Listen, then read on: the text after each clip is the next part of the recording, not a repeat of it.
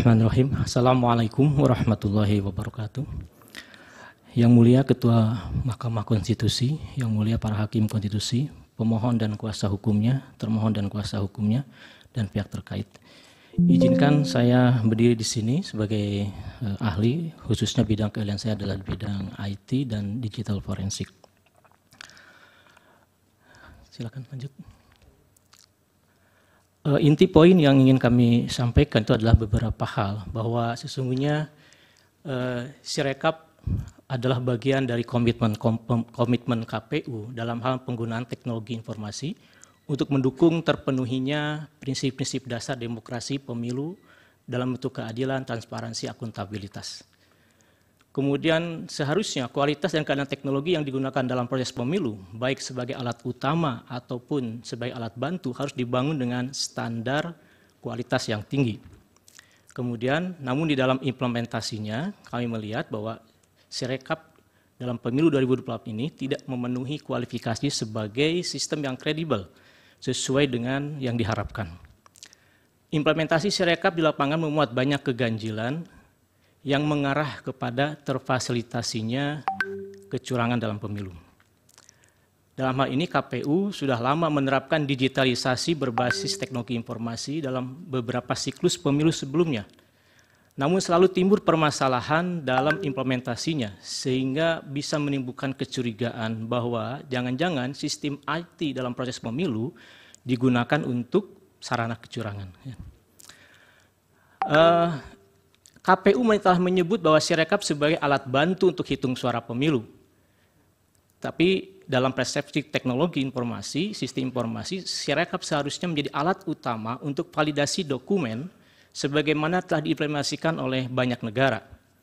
Penggunaan Sirekap adalah langkah utama untuk menjaga integritas pemilu, juga untuk mempercepat verifikasi dokumen dan memudahkan akses terhadap data.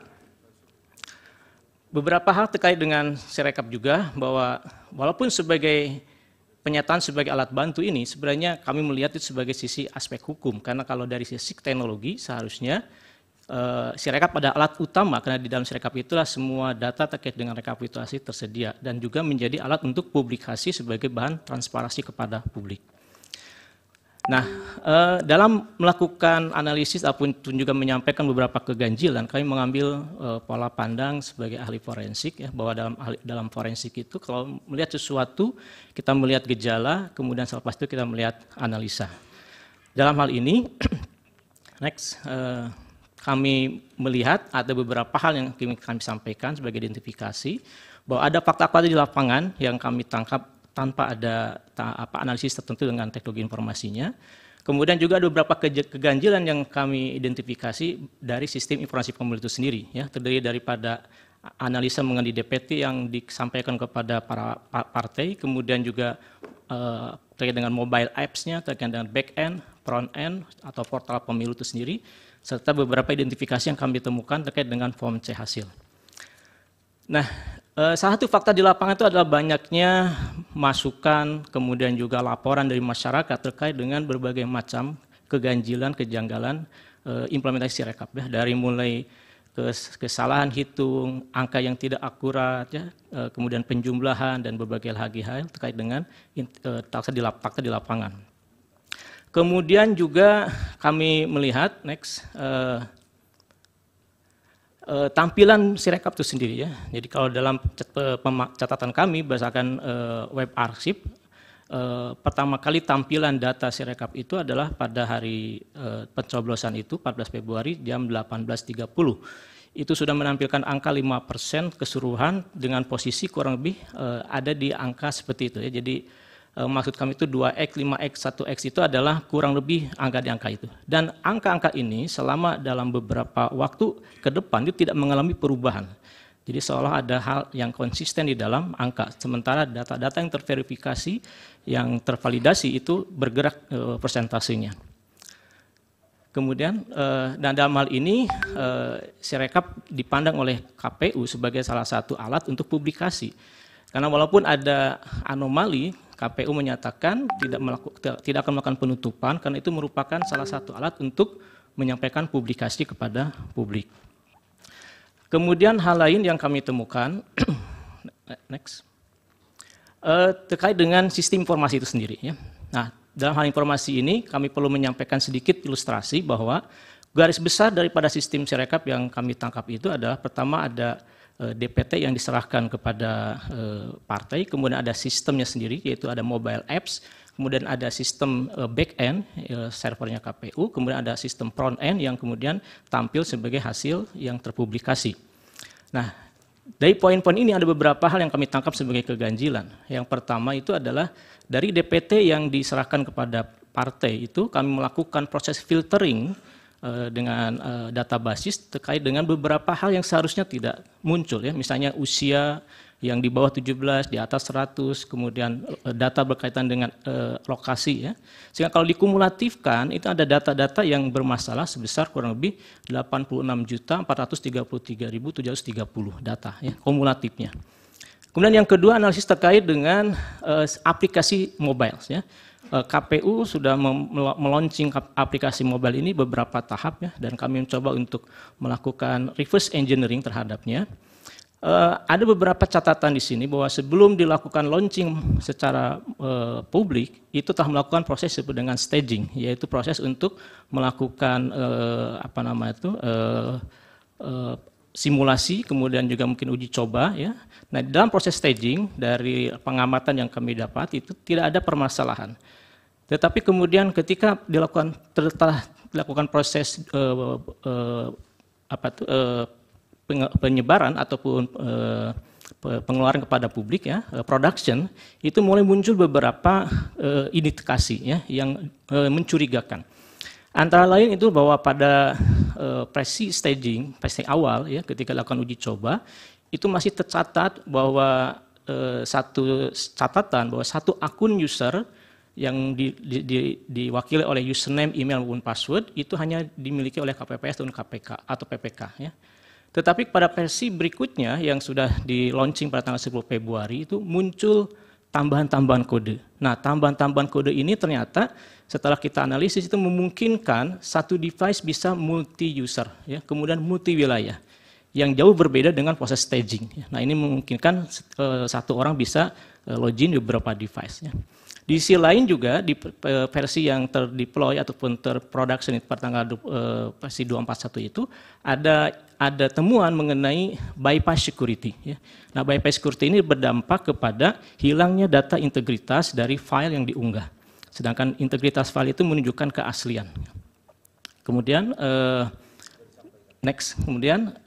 berikutnya dari sisi back end authentication ya, bahwa suatu sistem itu sangat dipengaruhi oleh bagaimana proses autentikasi. Jadi siapa yang boleh masuk, siapa yang bisa mengakses.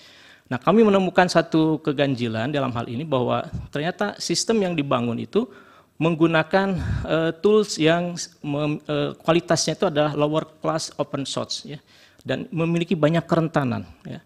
Tidak selayaknya sebuah sistem yang dibangun untuk kepentingan yang besar ini menggunakan sebuah tool untuk kepentingan autentikasi yang kelasnya itu adalah lower class open source ya. Nah, seharusnya memiliki satu rujukan kepada sistem yang kepada teknik ataupun tool autentikasi yang lebih valid, yang lebih terjaga, terjamin. Berikutnya, kemudian next lagi, ya terus. Nah, kemudian dari catatan ini sekarang ada, jadi harusnya salah satu acuan itu ada kepada data dari Gartner, ya, data yang sudah menjadi rujukan dari semua pengembang sistem informasi mengenai autentikasi ini. Ya.